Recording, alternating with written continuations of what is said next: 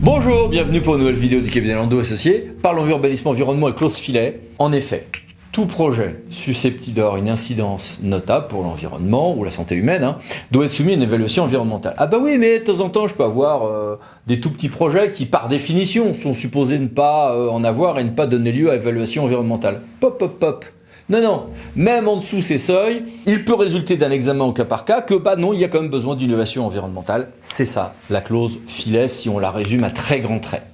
C'était imposé par le droit européen, le juge européen nous l'a rappelé par cette décision ici de mars 2011. Et en décembre 2011, une nouvelle directive le confirmait, conduisant le droit français à être sur ce point censuré par le Conseil d'État en 2021. Voici ici les références, et ça a donné lieu à quelques applications plutôt intéressantes. Par exemple ici, une du théâtre de Châlons en Champagne. Bon, c'est pas isolé comme mode de raisonnement. On avait la même chose en matière de cours d'eau, avec un seuil en dessous lesquels on était dispensé de beaucoup de choses. Eh ben non, justement, Conseil d'État 15 février 2021, il y a quand même besoin d'un examen au cas par cas. C'est un raisonnement tout à fait analogue. Cette fameuse clause filet a fini par avoir une traduction réglementaire à peu près conforme au droit européen, semble-t-il, et avec un décret 2022-422 du 25 mars 2022 sur l'évaluation environnementale des projets. Avec donc un dispositif permettant de soumettre à évaluation environnementale les projets qui susceptibles d'avoir des incidences notables sur l'environnement et la santé humaine, quoique en deçà de la nomenclature du Code de l'environnement, du R122. Voici ici les dispositions du Code de l'environnement avec un mode d'emploi, des circulaires, un CERFA obligatoire, un mode d'emploi intéressant notamment sur le lien avec le volet urbanistique dans la note que voici du 13 février 2023. Ce décret, ou plus précisément ce régime, a donné lieu à deux décisions du Conseil d'État. Une première, c'est en janvier 2023, non pas pour attaquer le décret de 2022, mais pour dire qu'il n'avait pas été donné suite en temps et en heure à l'arrêt 425-424 précité de 2021. Bah si, puisqu'entre-temps, un peu tardivement, c'est vrai, était sorti ce fameux décret de 2022.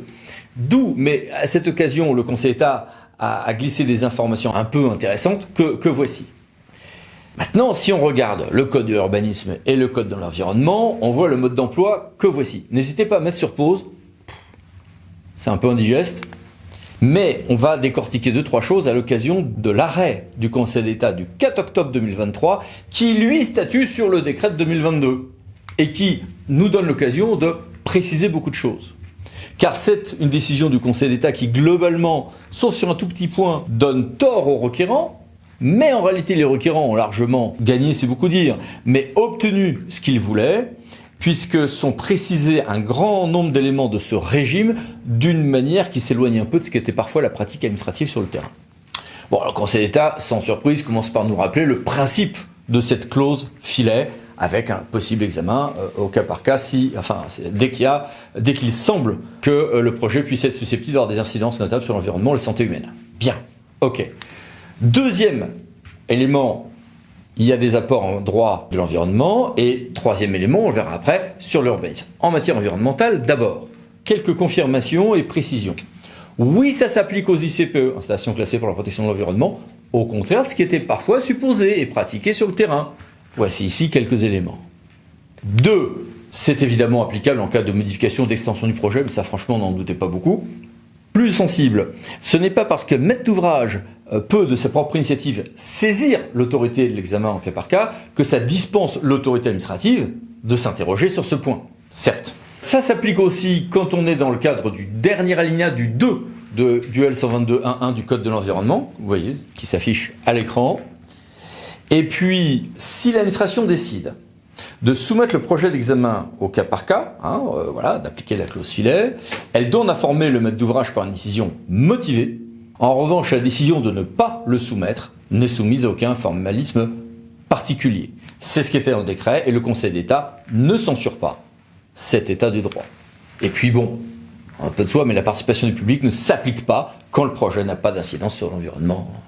Certes. Plus notables sont les confirmations en matière d'urbanisme qui nous donnent en plus l'occasion de voir comment tout ceci se déroule. 1. La procédure est précisée, on apprend bien que le délai d'instruction de la demande ou de la déclaration, est suspendu jusqu'à la réception par l'autorité compétente en matière d'urbanisme du résultat, c'est-à-dire rapport du commissaire enquêteur, commission d'enquête ou synthèse des observations du public. N'hésitez pas à mettre sur pause, là aussi, je vous ai mis les points de la décision du Conseil d'État à l'écran.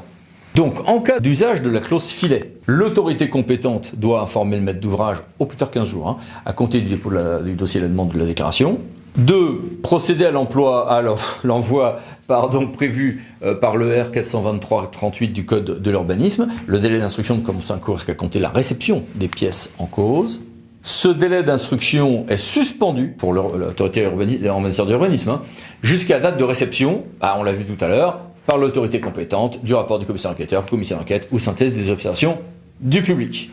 Cette autorité administrative dispose d'un délai de 35 jours à compter de sa saisine par le maître d'ouvrage du formulaire complet pour apprécier si le projet concerné doit ou non être soumis à une évaluation environnementale. Est-ce qu'il y a besoin ou pas d'user de la clause filet? Le maître d'ouvrage a 3 mois pour l'informer d'une décision de l'autorité compétente de prescrire ou non cette évaluation environnementale. Et le délai, donc on l'a vu, est suspendu pendant ce temps-là. La seule censure opérée par le Conseil d'État est sur le point suivant. Lorsque une déclaration préalable au titre du Code de l'urbanisme est soumise à évaluation environnementale en raison de cette clause filet, de cette étude au cas par cas, saisie par l'autorité compétente pour statuer sur cette déclaration dans le cadre de la mise en œuvre de la clause filet, la décision de non-opposition à cette déclaration ne peut être qu'explicite. Voici ici ce que nous dit le Conseil d'État. Donc, il y a donc censure du fait que ça pouvait être une décision implicite, et il y aura donc une modification décrétale pour bien prévoir une décision explicite.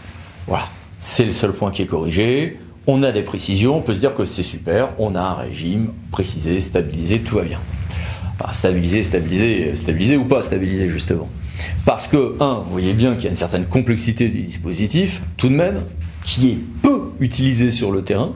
Est-ce que le fait que ça soit compliqué et peu utilisé pourrait suffire à entraîner un manquement du droit français au regard des obligations européennes ou à une méconnaissance de certaines conventions internationales, à Russe ou autres?